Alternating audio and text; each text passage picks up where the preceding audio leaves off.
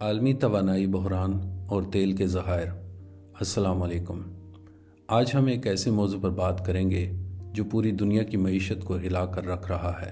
یہ ہے عالمی توانائی کا تاریخی بحران جو آبنائے ہرمز کی بندش سے پیدا ہوا ہے۔ یہ بحران کیسے شروع ہوا؟ 28 فروری 2026 کو امریکہ اور اسرائیل نے ایران پر حملے شروع کیے۔ اس جنگ کے آغاز سے ہی ایران نے آبنائے ہرمز میں تیل بردار جہازوں کی آمد و رفت روک دی۔ آبنائے ہرمز وہ واحد سمندری راستہ ہے جس کے ذریعے خلیجی ممالک اپنا تیل اور گیس دنیا کو فراہم کرتے ہیں۔ دنیا کے 20% تیل اور مائع قدرتی گیس LNG کا گزر اسی آبنائے سے ہوتا ہے۔ اس بندش کے نتیجے میں برنٹ خام تیل کی قیمت جو جنگ سے پہلے $65 فی بیرل تھی بڑھ کر $100 سے بھی اوپر چلی گئی، یعنی صرف چند ہفتوں میں 50% سے زیادہ اضافہ۔ بحران کی شدت اور IEA کا انتباہ۔ انٹرنیشنل انرجی ایجنسی IEA کے ایگزیکٹو ڈائریکٹر فاتح بیرول نے آسٹریلیا میں بات کرتے ہوئے خبردار کیا کہ دنیا کو اس وقت 1970 کی دہائی سے بھی بڑے توانائی بحران کا سامنا ہے۔ 1973 اور 1979 میں عرب ممالک کی جانب سے تیل کی پابندیوں نے عالمی معیشت کو جھنجھوڑ کر رکھ دیا تھا۔ پھر 2022 میں روس یوکرائن جنگ کے بعد گیس کا عالمی بحران آیا، لیکن آج کا بحران ان سب سے بڑا ہے۔ آبنائے ہرمز کی بندش اور تیل بردار جہازوں پر حملوں نے عالمی تیل کی سپلائی میں 11 ملین بیرل یومیہ کی کمی کر دی ہے۔ اتنی کمی 70 کی دہائی کے بحران میں بھی نہیں ہوئی تھی۔ LNG سپلائی میں 140 ارب کیوبک میٹر کی کمی آئی ہے، جبکہ روس یوکرائن جنگ میں یہ کمی 75 ارب کیوبک میٹر رہی تھی، یعنی آج کا بحران تقریباً دگنا شدید ہے۔ فاتح بیرول نے یہ بھی بتایا کہ حالیہ ایران، اسرائیل اور امریکہ تنازع میں اب تک 9 ممالک کے 40 توانائی مراکز تباہ ہو چکے ہیں۔ دنیا کی معیشت کا بدترین خطرے کا سامنا ہے۔ امریکہ کی کوششیں اور ایران کا جواب۔ امریکی صدر ٹرمپ نے پہلے مغربی ممالک سے درخواست کی کہ وہ جنگی بحری جہاز بھیج کر تیل بردار جہازوں کو محفوظ گزرگاہ فراہم کریں، لیکن کسی نے اس پیشکش کو قبول نہیں کیا۔ پھر اتوار کو ٹرمپ نے ایران کو 48 گھنٹوں کا الٹیمیٹم دیا کہ آبنائے ہرمز کھولی جائے، ورنہ ایران کے بجلی گھروں پر حملے کیے جائیں گے۔ ایران نے جواب دیا کہ اگر اس کے توانائی کے بنیادی ڈھانچے پر حملے جاری رہے تو اسرائیل اور خطے میں امریکی فوجی اڈوں کو بجلی فراہم کرنے والے بجلی گھروں کو نشانہ بنائے گا اور آبنائے ہرمز کو مکمل طور پر بند کر دے گا۔ پیر کے روز ٹرمپ نے اپنا الٹیمیٹم واپس لے لیا اور ایران کے بجلی گھروں پر تمام امریکی حملے 5 دن کے لیے روک دیے۔ انہوں نے دعویٰ کیا کہ امریکہ ایران سے مذاکرات کر رہا ہے، تاہم ایران نے اس کی تردید کی۔ اس کے ساتھ ساتھ سعودی عربیہ، UAE، عراق اور کویت نے بھی خطے میں توانائی کے بنیادی ڈھانچے پر ایرانی حملوں کے بعد اپنی تیل کی پیداوار میں کمی کر دی ہے، جس سے عالمی سپلائی کی صورتحال مزید خراب ہو گئی ہے۔ تزویراتی تیل ذخائر حل یا عارضی راحت۔ اس بحران سے نمٹنے کے لیے IEA کے 32 رکن ممالک نے 11 مارچ کو تاریخ کا سب سے بڑا مشترکہ فیصلہ کیا، اپنے تزویراتی تیل ذخائر سے 40 کروڑ بیرل تیل مارکیٹ میں جاری کرنے کا۔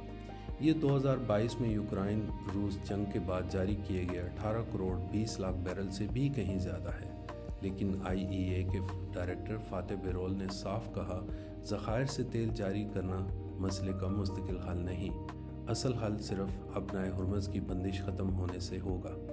تزویراتی تیل ذخیرہ یا اسٹریٹجک پیٹرولیم ریزرو وہ ہنگامی تیل کا ذخیرہ ہے جو حکومتیں سرکاری تنصیبات میں رکھتی ہیں۔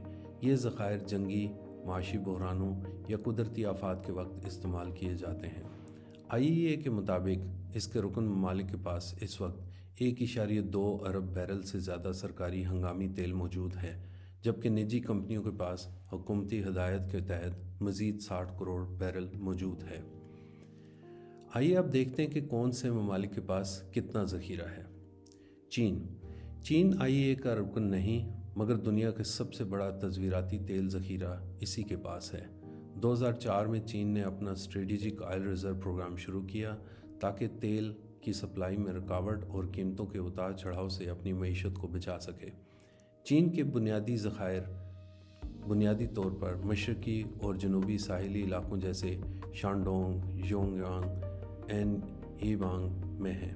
چین اپنے ذخائر کا سرکاری اعداد و شمار جاری نہیں کرتا، لیکن توانائی تجزیہ کار ادارے وورڈیکسا کے مطابق 2025 کے آخر تک چین کے زمینی خام تیل کے ذخائر ریکارڈ 1.13 ارب ڈالر تک پہنچ گئے ہیں۔ چین 2025 میں ایران کی برآمد شدہ تیل کا 80% سے زیادہ خریدتا تھا، لیکن اب جنگ کے بعد چینی کمپنیاں ایرانی تیل خریدنا کم کر رہی ہیں اور حکومت سے ذخائر کھولنے کی اجازت مانگ رہی ہیں۔ امریکہ IEA کے ارکان میں امریکہ کے پاس 41 کروڑ 50 لاکھ بیرل کا ایک بڑا تیل کا ذخیرہ موجود ہے۔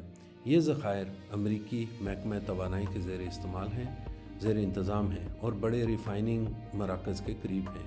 امریکہ نے اس بحران میں 17 کروڑ 20 لاکھ بیرل جاری کرنے کا اعلان کیا ہے، جس میں سے 4 کروڑ 52 لاکھ بیرل پہلے ہی تیل کمپنیوں کو دے دیے گئے ہیں۔ امریکہ نے 1975 میں عرب تیل پابندی کے بعد اپنا یہ ذخیرہ قائم کیا تھا۔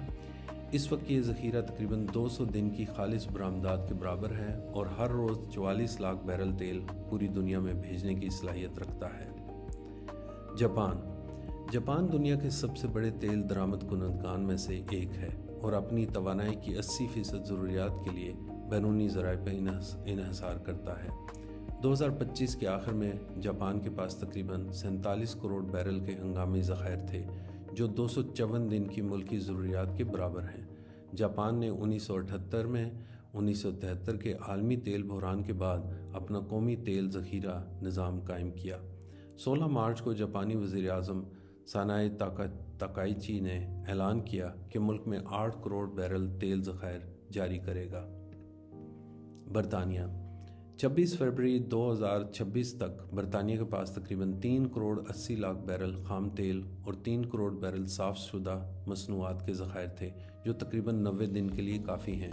برطانیہ نے 1974 میں 70 کی دہائی کے تیل بحران کے بعد اپنے ذخائر قائم کیے۔ برطانیہ کے ذخائر بڑی حد تک نجی تیل کمپنیوں کے پاس ہیں، مگر حکومتی نگرانی میں ہیں۔